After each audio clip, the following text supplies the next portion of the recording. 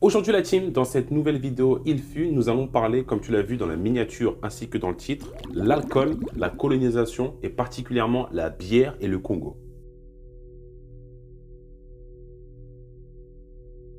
Avant les colonisations, les sociétés congolaises consommaient des boissons alcoolisées, très souvent des produits artisanaux, comme le vin de palme ou les bières locales, à base de mil ou de sorgho. Ces boissons étaient généralement associées à des rituels, des cérémonies ou des événements communautaires. L'alcool artisanal avait une signification spirituelle contrôlée par les coutumes locales. Petit exemple, dans les rites d'initiation, les boissons alcoolisées symbolisaient le lien avec les ancêtres et les esprits. Maintenant, dès la colonisation, avec l'arrivée des colonisateurs belges et français, l'alcool devint une arme de manipulation sociale et économique. Les colonisateurs ont introduit la bière industrielle, produite à grande échelle, comme un produit de consommation de masse pour contrôler les populations. Petite citation, enivrer pour dominer était une stratégie utilisée par les colons pour affaiblir la résistance des populations locales. Les grandes brasseries, comme celle établie par les Belges, dont la brasserie du Bas-Congo Bralima, furent créées pour produire de la bière à moindre coût, mais surtout pour maximiser les profits des colons. Ces entreprises exploitaient des travailleurs locaux sous des conditions dégradantes, tout en leur vendant le produit fini à des prix très accessibles. Petit exemple, dans les années 1920, les travailleurs congolais des mines et des plantations recevaient parfois leur paye sous forme de bière, encourageant leur dépendance et limitant leur capacité d'épargner ou de résister.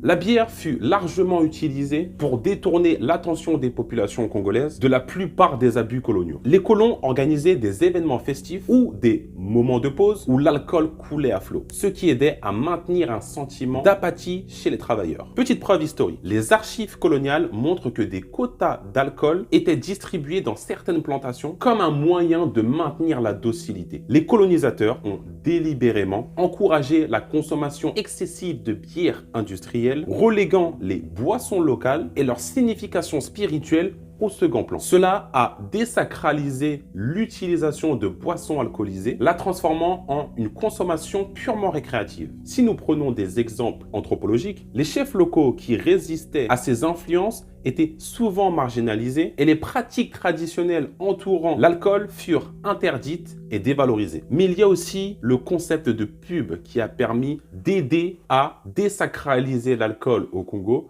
et à consommer de l'alcool industriel en grande masse. Les colons utilisaient des affiches et des slogans pour promouvoir la bière comme un symbole de modernité et de civilisation. Ces messages suggéraient que consommer de la bière européenne était un signe de progrès social. Des publicités, par exemple de Bralima, dans les années 1950, montraient des Congolais bien habillés, savourant de la bière dans des cadres occidentalisés.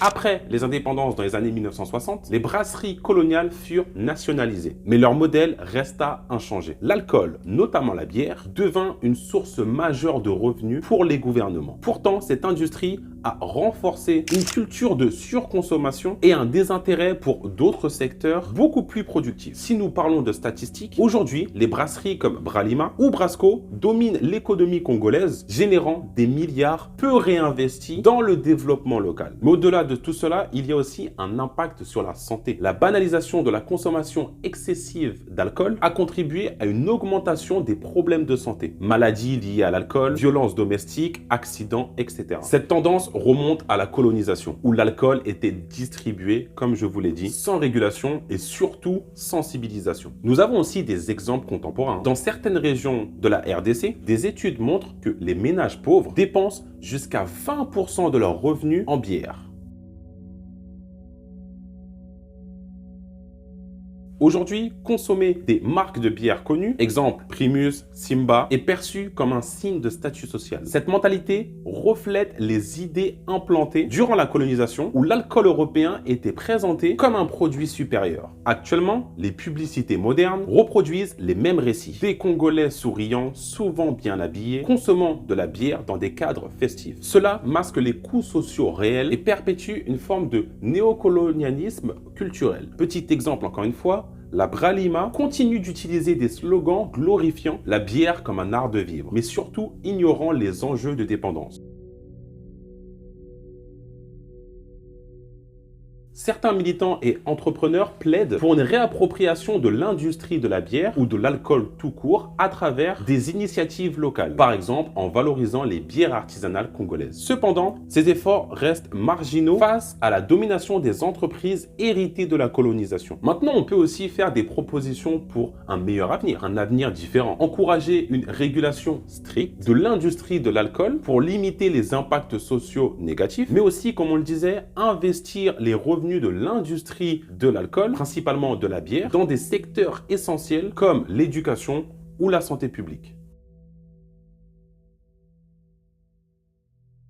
Mais maintenant, d'après vous, dites-moi en commentaire comment transformer cet héritage en une opportunité pour les Congolais. Comme d'habitude, donnez-moi votre opinion en commentaire, mettez un petit pouce bleu, abonnez-vous à la chaîne, activez la cloche de notification pour ne rien rater de toutes mes prochaines vidéos. C'était ma nouvelle vidéo, il fut la bière, la colonisation et le Congo. C'était ton boy Jimmy. Peace!